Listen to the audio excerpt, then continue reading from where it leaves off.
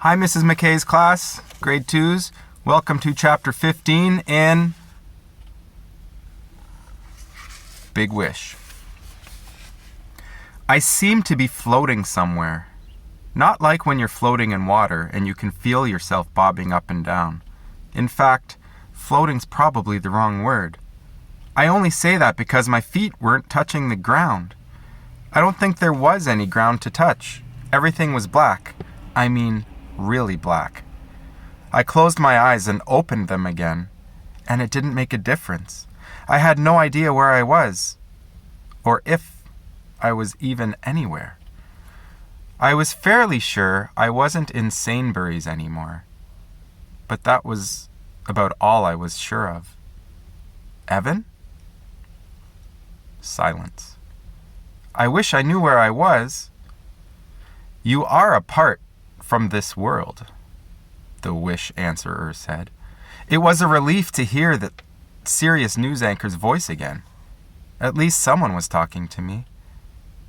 I wish I knew why I was here. You wished for a world with no problems, but then you yourself faced the problem of what to wish for next. So you had to be removed from the world to keep it free of problems, as you yourself had wished. Well, that's exactly what I'd thought.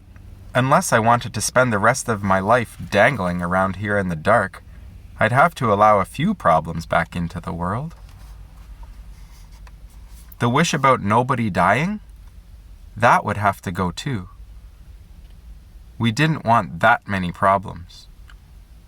And the wish about everybody being nice all the time? Well, that had been, nice in some ways, but you couldn't really keep going like that. Even just a day of it had started to give me the heebie-jeebies.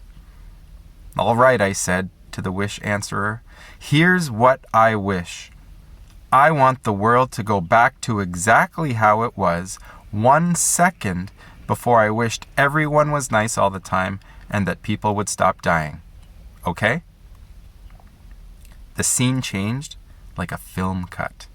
I was back in my bedroom, hovering around in zero grav, holding a glass of root beer with a straw in it.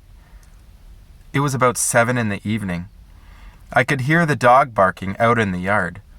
Downstairs, the TV was on, and I heard the toilet flush in the bathroom.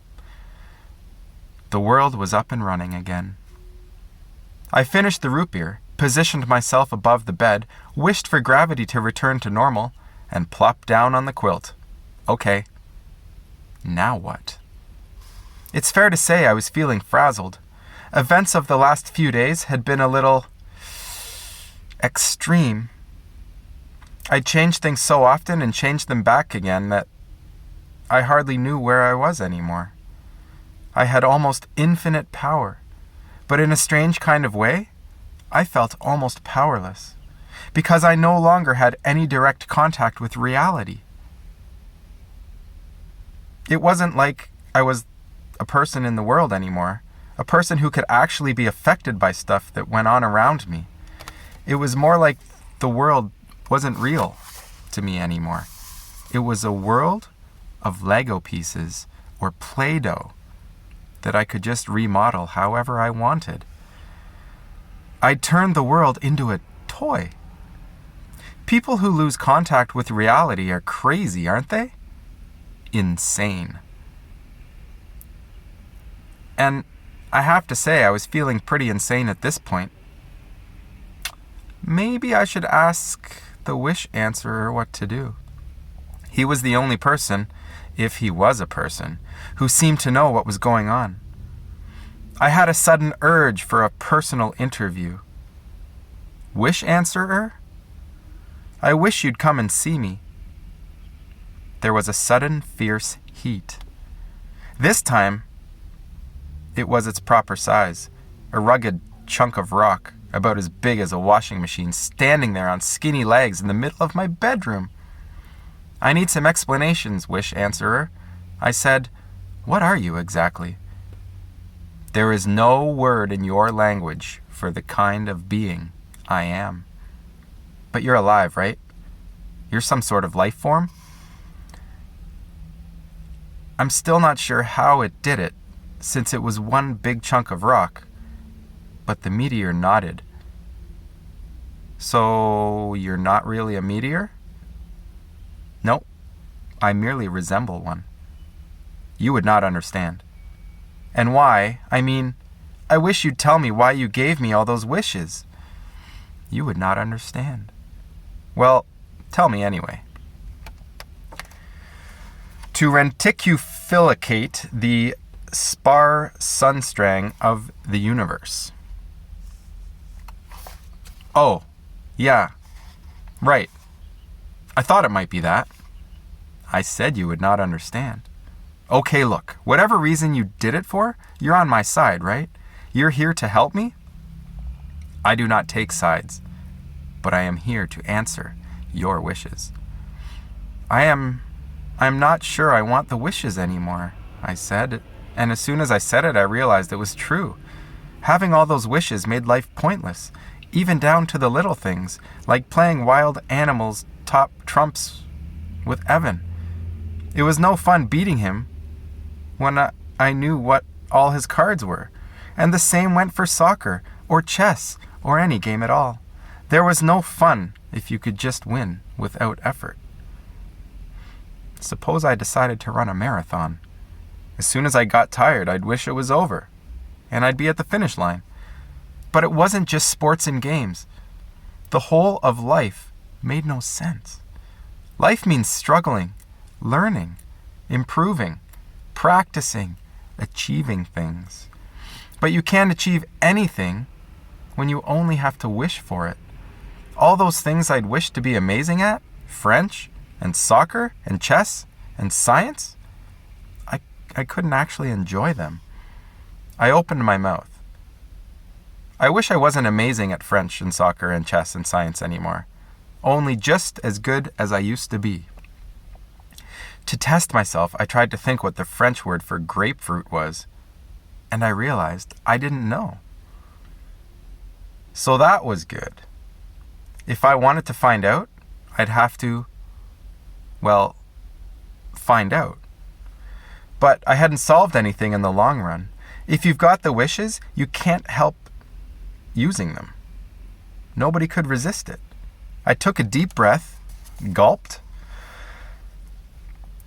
and said, I wish I didn't have any more wishes.